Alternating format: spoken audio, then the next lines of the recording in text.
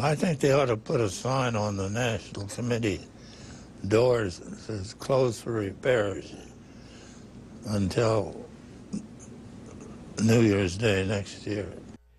Former Senator Bob Dole made quite a splash with that advice for the Republican Party in our interview last Sunday. But short of standing down, what should the GOP do as it heads for the 2014 election and beyond? We've asked Republican National Committee Chairman Reince Priebus to talk about it. Democratic Party Chair Debbie Wasserman Schultz turned us down.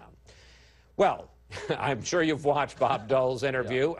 His basic point was that your party has moved too far to the right. And one of the questions I asked him is whether he and even Ronald Reagan could make it in today's Republican Party. Here's what he said. Reagan couldn't have made it.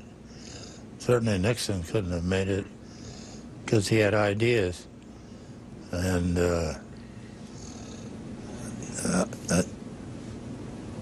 we might have made it, but I doubt it. I mean... Too moderate, too willing to compromise? I just consider myself a Republican, none of this hyphenated stuff. What he's saying is that the Republican Party basically has moved out of the mainstream. Yeah, you know what? Look, he's a hero in this country, and we all love Bob Dole. But the reality is, if you look at our last two nominees, Mitt Romney and John McCain, I think that's a pretty good counter position to what Senator Dole had to say. I think we've got the tale of two parties here. Number one, we've got a party that in the off year wins about everything imaginable. Governors across the country, state legislatures, on the issues, we win races. We win races. But then you've got a presidential election. If we're being honest about it, we haven't decisively won a presidential race in 24 years. This is not something that suddenly happened. But it is something that the National Party and the Republican Party et al. Have to address, which we did. Which we basically went around the country. We talked to 52,000 people. We have a very serious project that we're working on. We unveiled it. And I would say that we're not closed for repairs, but we're open for repairs. And that's the Republican Party that needs to grow, that needs to win presidential elections, and needs to be a year-round permanent operation, which is what we're building. Well, let me pick up on that, Chairman, because after the 2012 election, you commissioned a study on prospects, what the party needs to do after the 2012 defeat. And on policy, the so-called autopsy, as some people call it, said that you got to do a better job of reaching out to Hispanic voters, to women, to young voters, a variety of groups on a variety of issues. You just heard, for instance, the House Judiciary Chairman, Bob Goodlatte, say he opposes comprehensive immigration reform. He wants to do it on a bit-by-bit basis, enforcement first. That isn't going to sail, and you know Democrats are going to go to Hispanics and say that's exactly the problem. These guys don't want comprehensive immigration reform. Well, look, first of all, the first part of your point, we've got to be the party for the 100%. So that's number one. I also think that things like self-deportation do a lot of damage to our brand and credibility. That's what Mitt Romney said. Right, and so... But I got to tell you, they're not going to like what Bob Goodlatte just said either, which is the idea of, you know, incremental, piecemeal immigration reform. Look, most people in our party, including Rand Paul and others, believe that we need comprehensive immigration reform. Now, what that means and what exactly steps that we need to take is up for debate. But no one can deny the fact that Marco Rubio is actually leading the debate in this country on comprehensive immigration reform. I mean, and he's a Republican. Without Marco Rubio, we wouldn't even be having this conversation. To your overall point, though, we recognize that our party has to be a year-round party in every community across the country. We have to be on the ground. Hispanic, Asian, African American.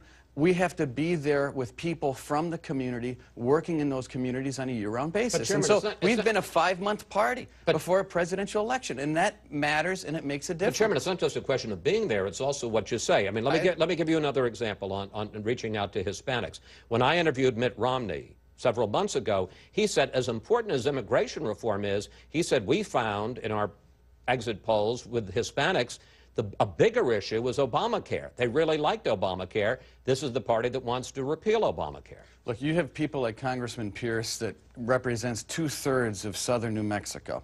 He doesn't agree with a pathway to citizenship, but he puts 90,000 miles on his car, goes everywhere imaginable, and is overwhelmingly elected. I do believe that policy positions matter, but I also believe that it's also sometimes not what you say, it's how you say it.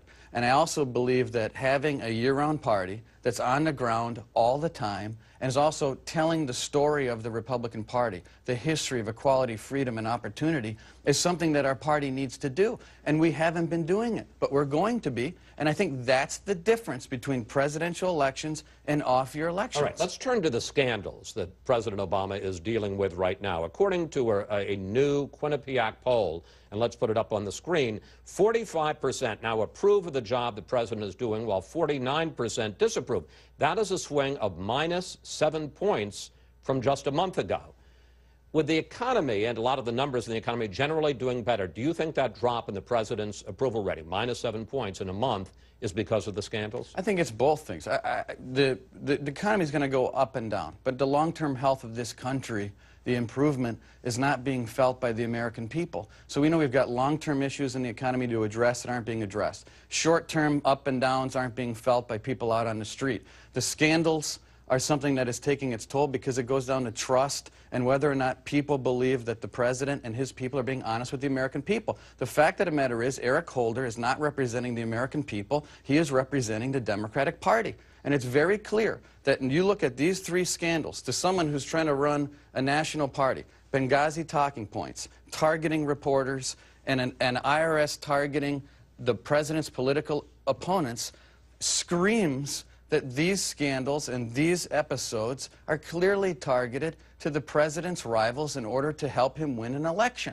I mean, it doesn't take a whole lot of dots being connected for us to think that that is the case. But we still have to present the case to the American people. Let me pick up on this. The Wall Street Journal now reports that the IRS tried to make donors to a conservative political group, Freedom's Watch, pay gift taxes on their contributions. Do you think that all of this targeting of conservative groups opposed to the president's political views, that it came on direct orders from the White House, or do you think this is just part of a culture in this administration? Well, certainly the second part is easy to agree with. That certainly the culture of the president calling Tea Party groups terrorists and teabaggers, and that entire culture has been cultivated by the president and his people, and everyone has been following suit. So how does that end up leading people in Cincinnati to...